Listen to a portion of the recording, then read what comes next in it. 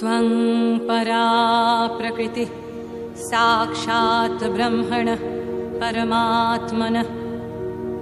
त्वत्तो जातं जगत्सर्वं त्वं जगज्जननी शिवे महदाद्याणुपर्यन्तं यदित्सचराचरं त्ववैवोत्पादितं भद्रे त्वदधीनमिदं जगत् त्वमाद्या सर्वविद्यानम् अस्माकमपि जन्मभूः त्वं जानासि जगत्सर्वं न त्वां जानाति कश्चन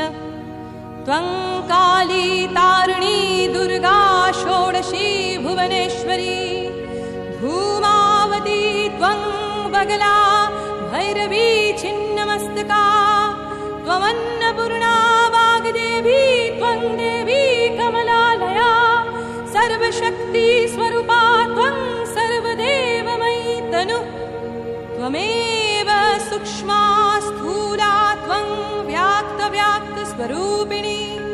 निराकरापि सकारा कस्त्वं वेदितुमर्हति उपासकानां कार्यार्थं श्रेयसे जगतामपि दानवानां विनाशाय धत्से नानाविधस्तनुः चतुर्भुजा त्वं द्विभुजा षड्भुजाष्टभुजा तथा त्वमेव विश्वरक्षार्थं नानाशस्त्रास्त्रधारिणी त्वं सर्वरूपिणी देवी सर्वशं जननी परा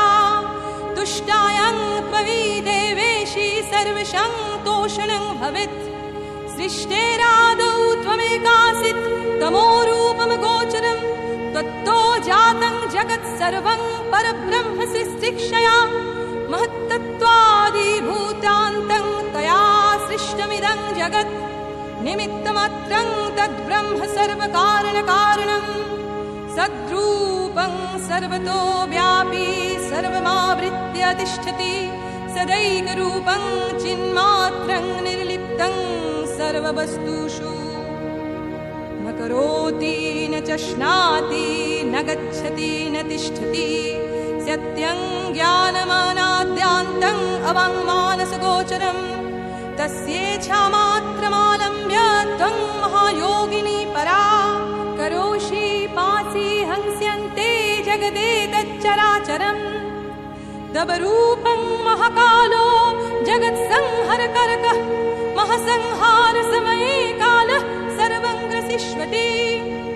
कलनात् सर्वभूतानां महाकालः प्रकीर्तितः महाकालस्य कलनात् त्वमाद्या कालिका परा